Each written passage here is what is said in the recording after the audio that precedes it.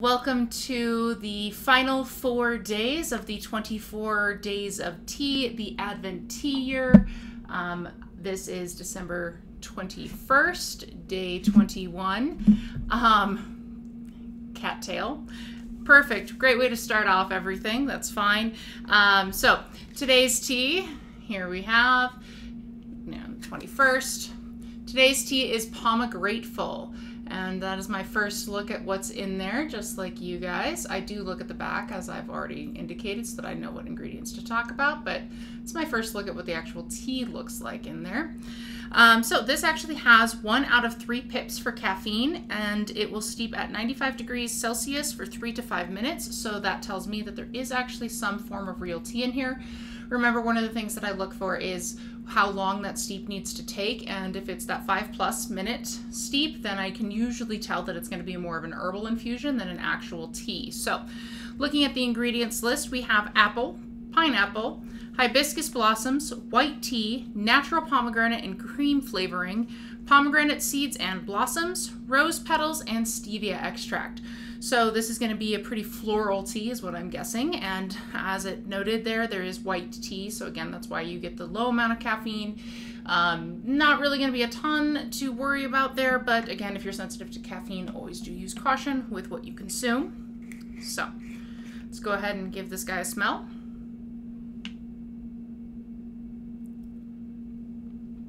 That smells really nice. I'm starting to hit a lot of teas here at the end that have a really wonderful smell, and for the most part are ones that I'm really enjoying. So let's go ahead and pop this out. It's not quite as attractive as that Blood Orange Boost was as far as the mix of colors, but it is still rather pretty. So it's also got finer chunks in there. All right. So yeah, here we got some pineapple. That one was immediately obvious as I was even shaking it out. That's a bit of actual apple there. Probably also some apple that just has some flavoring on it.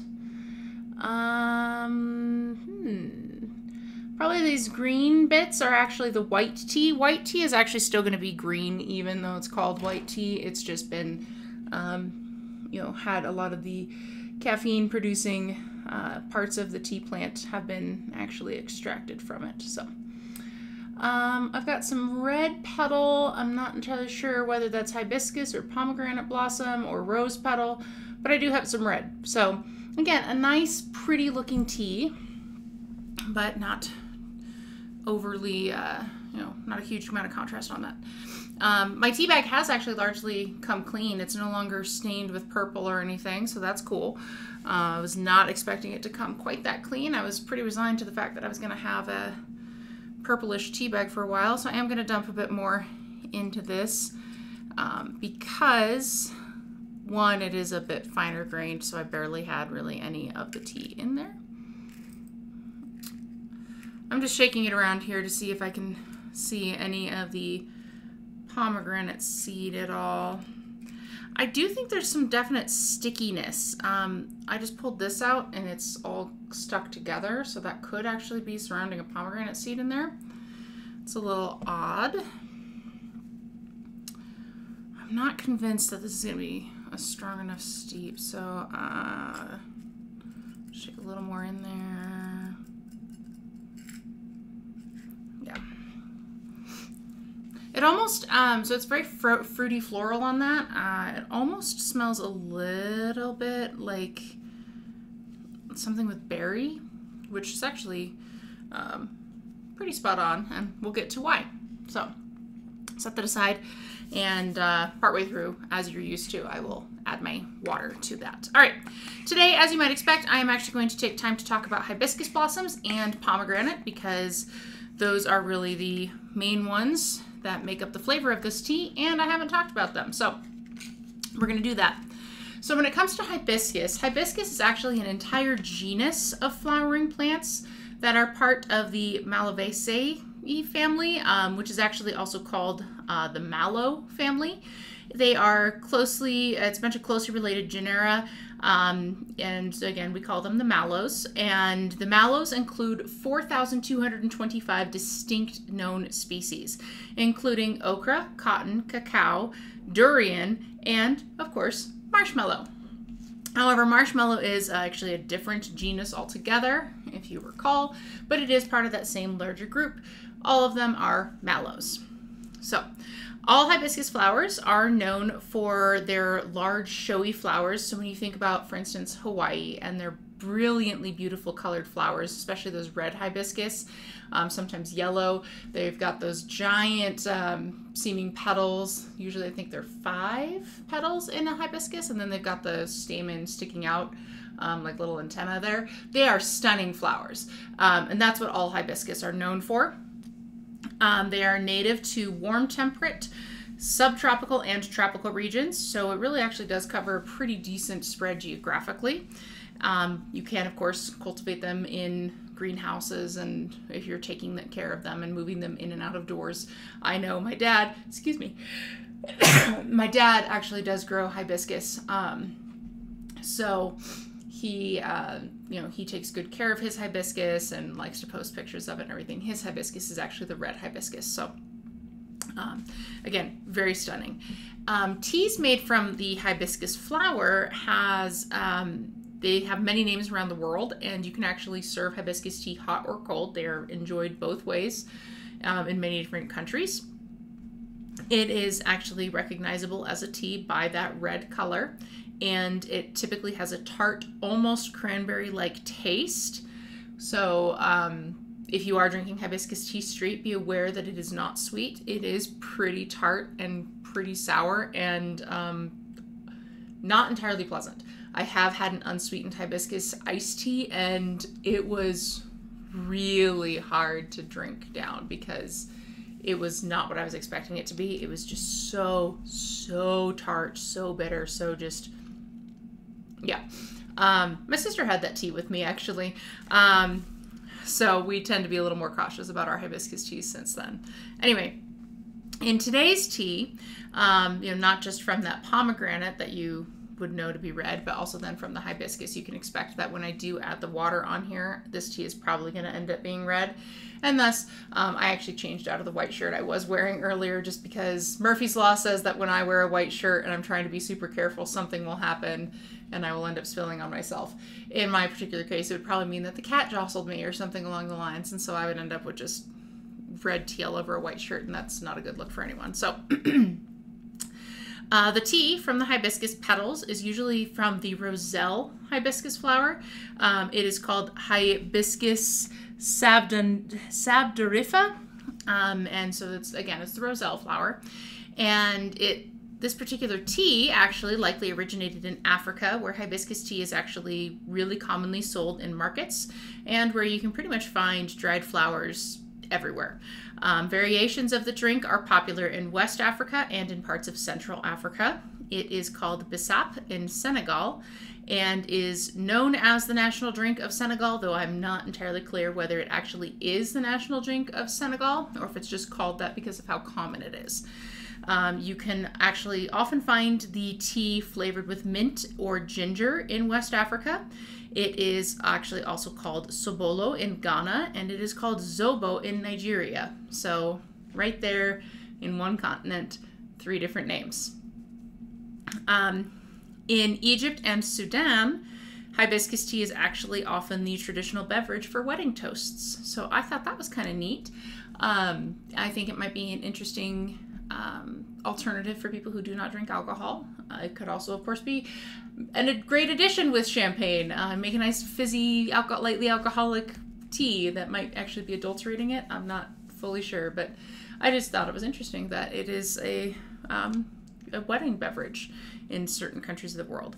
In the Americas, hibiscus tea is popular in Mexico, Central America, parts of South America, and across the Caribbean. It is often called agua de flor de Jamaica, or agua de Jamaica, or rosa de Jamaica.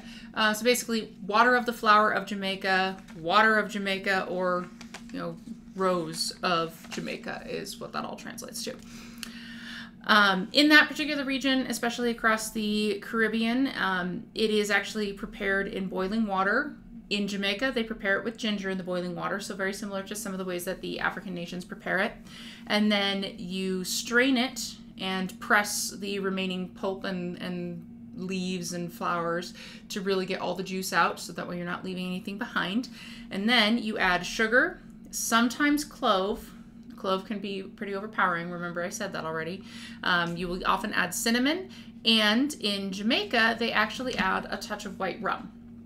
So that sounds like a fairly tasty beverage to me. At least that's my opinion of things. So in Jamaica, it is actually served chilled and is actually a major part of Christmas traditions there. It is served with fruit cake or potato pudding. And I clearly have a cat over here. He keeps looking at things, which is why I'm trying to figure out, is there a bug that he's about to try and jump on, or is he going to destroy my recording equipment? Never know with a cat, right? In Panama, there's actually a very similar preparation, although they don't typically add the rum that they do in Jamaica, and they will actually frequently add nutmeg. So there's that variation, and it is also served around Christmas and also Chinese New Year. So this particular tea is pretty timely because it's got that hibiscus and it's got that strong Christmas tradition behind the hibiscus tea to match with it. What are you looking at, kitty kitty? Let me go ahead and measure some water here and get that going. And in typical cat fashion, he just took the space that I vacated with my water pot there. Are you gonna move? Yes, now you are trapped. Cats always look so offended, right?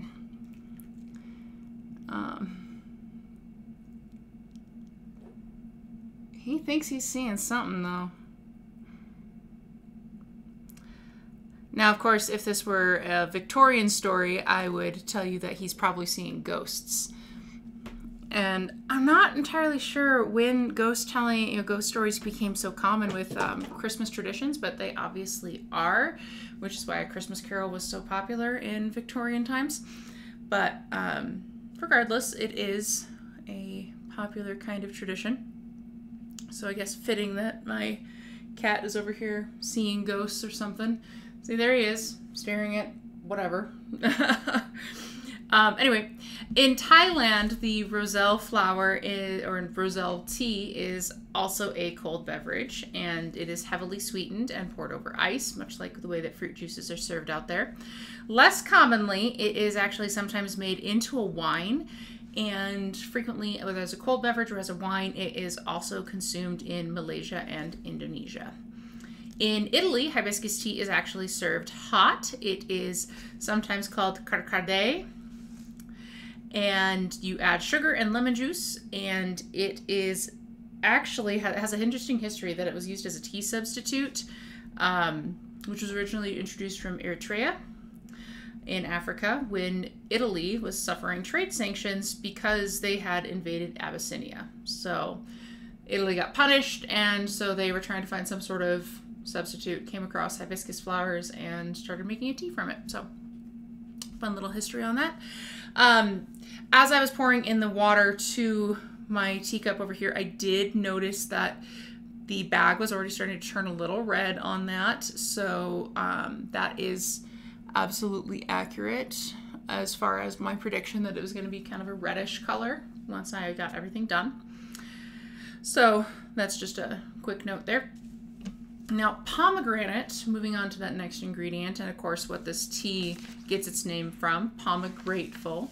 So pomegranate actually looks a little bit like that holy hand grenade in Monty Python, and indeed the name grenade takes its name from the pomegranate because grenades are kind of shaped like them. Now, the name pomegranate itself actually comes from the Latin granatum, meaning seeded, and palmum, meaning apple. So basically it's kind of an apple shape, and it is seeded. There you go. And if you've ever cut open a pomegranate, you know it is just filled with seeds. That's what pomegranates just are. Now, the pomegranate plant is actually a deciduous shrub that originates in the region that extends from Iran all the way down to northern India. And it has actually been cultivated since ancient times throughout the Mediterranean region. Today, you can actually find it throughout the Middle East and the Caucasus. I've never known how to say that one really well, but the Caucasus region. And you can also find it in North and tropical Africa, in the Indian subcontinent, Central Asia, drier regions of Southeast Asia. So that tells you that the pomegranate does not like a ton of moisture, just enough. And then it is also found in the Mediterranean basin, in addition to, strangely, Arizona and the San Joaquin Valley of California. However, Iran is the largest exporter and second largest producer of the world's pomegranates. So, kind of makes sense if that's native to that region. The pomegranate is actually unusual because remember I talked about that, all the seeds there. We eat the seeds. The pulp is entirely inedible. So it's a little unusual in that regard. The fruit is actually technically a berry. So remember I said I smelled some berry notes. That's kind of why. Pomegranate is technically a berry because it has multiple little fruits with the seeds that originate from a single ovary of the plant. So fun times. The flavor of pomegranate, especially when you drink the juice, it's a touch sour. And that's due to the fact that it has a low pH around 4.4, so it is acidic, which is actually what makes that sour note. And it also has high contents of those fabric staining polyphenols. Again, why I changed out of a white shirt into a gray shirt. And the fabric staining polyphenols, of course, as I have noted before, largely come from those pigmentation chemicals of the anthocyanins. So we still have that present, and especially in pomegranate, they are elagitanins. Elagitanins, I guess. Elagitanins. There you go. There are more than 500 named pomegranate cultivars, but apparently some of these might actually overlap as far as the genotype, so the genetic makeup of the plant, because we name them different things in different countries, even though they have the same genetics. So unclear entirely how truly distinct they are, but there are 500 of them named. The most important characteristics when you are cultivating your pomegranate are the fruit size, the exocarp, so the actual exterior color, which can range from actually kind of a golden yellow color to that iconic deep red. The seed coat color, which the most desirable is kind of that ruby red gemstone looking color. The hardiness of the seed, hardness. Can't read my own handwriting, so how hard it is to bite through and actually chew. And then the maturity, the juice content, the acidity, the sweetness, and the astringency. So you want to make sure you have all those things balanced to basically have the perfect pomegranate.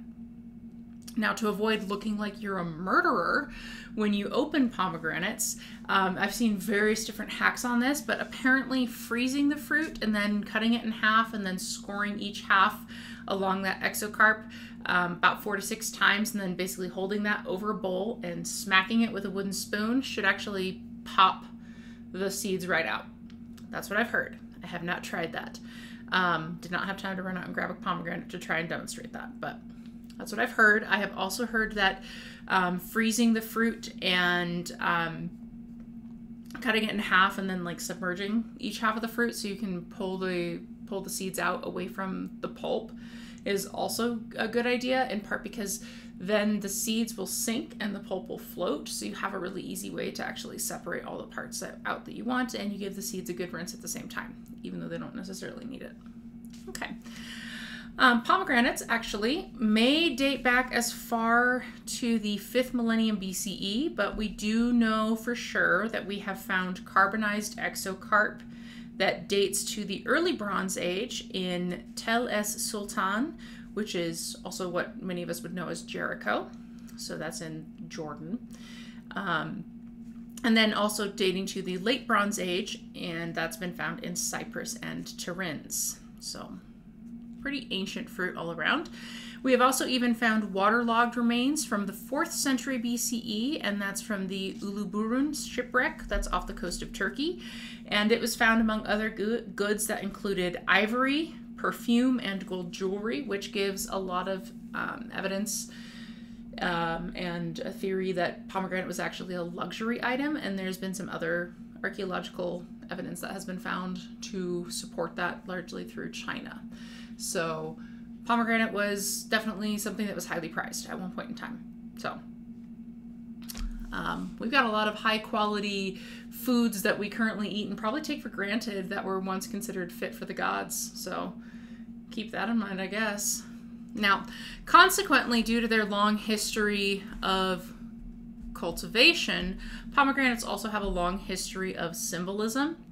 And I've mentioned a while back that in the Greek mythology, you have Persephone, who is abducted by Hades, and then while she's in the underworld, she is given food, and the number of seeds that she eats from the pomegranate is how many months she has to spend in the underworld every single year, which is the ancient Greek myth way of explaining the seasons and why we have summer and winter and all those kinds of things, because Persephone's mother, Demeter, is super depressed while her daughter is in the underworld and refuses to let anything grow.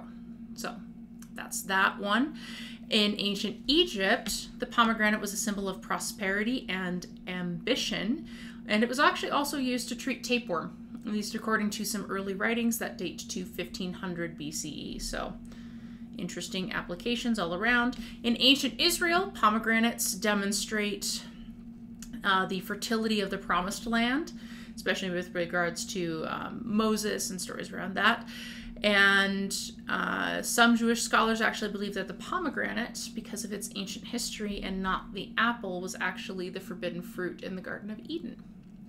And that then kind of buys into or cross-correlates, I guess, with that ancient Greek myth, the idea of forbidden fruit and there being a consequence to it, and the nature of the underworld being equated to death. All those kinds of things do tend to align. There's a lot of cross-contamination maybe between ancient world stories and myths, and potentially even just a common idea from people as we come to the same conclusions. So that was something that I thought was actually interesting in doing this research. Pomegranates are actually also, in that ancient Israel tradition, one of the 7 species of fruits and grains that's named in the Hebrew Bible as being a special product of the land of Israel. So there's definitely some pride to be found in pomegranates among those people. And it is also, or was also said to have 613 seeds, which was supposed to correspond to the 613 commandments of the Torah, but that has since been debunked as a misconception. So pomegranates do not have 613 seeds. I don't know how many they do have. I imagine it varies by fruit. Early European Christian motifs also include images of the pomegranate. Usually you have Christ centered in the frame and then he is flanked by pomegranates. If the pomegranate is broken or bursting open, those fruits are symbolic of the fullness of Christ's suffering and resurrection. So the holy hand grenade idea is not necessarily too far off. In Armenia, just to continue on with their symbolism, pomegranates represent fertility, abundance, and marriage. They actually once played a major role in wedding customs because brides would be given a pomegranate. They would take the pomegranate and they would throw it against a wall so that way it would burst open and scatter seeds all over the floor. And the seeds that were scattered were said to help ensure that the bride had future children. So I'm not sure if there's an equivalence, that's the word I'm looking for, equivalence of the number of seeds scattered as then the number of children that the bride will have. I know that there are some weird other wedding customs, like the bows that you break at your bridal shower are the number of children that you will have, those kinds of things. I don't know. We have weird customs surrounding people having children, I think, but that's okay, I guess. It's from an ancient world tradition where, survival, you have to have children to survive. A little bit less of a problem currently. But anyway, it was actually also a symbol of fertility in ancient China and in some Hindu traditions. So pomegranates, I've also read that they are associated with especially female fertility, because essentially when you cut them open, they bleed, which is obviously associated more with feminine fertility than male fertility. And then of course all the little seed pockets, very much like ovaries and the uterus and all kinds of fun imagery there. But of course, as far as how we use pomegranates, they are an additive in salads. You can have them as a juice. You can put them in smoothies. They're in desserts frequently because, again, that beautiful ruby red color makes them look like little gemstones. They're actually really common in Iranian cuisine, used as actually a paste. And in some regions, they are thought to actually still be used with that exocarp, especially to help stain wools and silks. But also, I like pomegranate. Probably one of the best things I like pomegranate for is grenadine, which is a very super sugary, very sweet additive that is common for using in a Shirley temple. So I'm going to go ahead and check out my steep and go ahead and try this tea. So yeah, you can see here I've got a little bit of a gradient. There's definitely a clear up top here, and then it goes down to a medium red, darker red underneath my tea bag there. Gonna go ahead and lift that up. Mixed really easily there. Ingredients all play well. And I'm left with a very clear, very bright red, I will say, not even a deep crimson here, a bright red liquor here. You can actually see down to the bottom of my cup where I've got a loose little particulate from my tea bag. So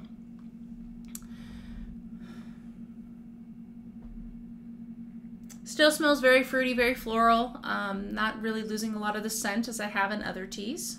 So that's always good.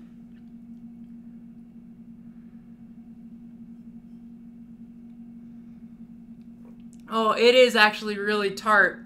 That face I made and like where it looked like I was about to spit my tea out is because it hit me right here. And I was pretty sure as I was even bringing that into my mouth that this tea was going to be pretty tart. I could feel it as it was hitting my tongue. And yeah, that was a punch. That was a bit of a punch. Oh, ow. I honestly, I don't think I was expecting it to be quite that severe, but it's good. Don't get me wrong. Like, I'm going back for more here, but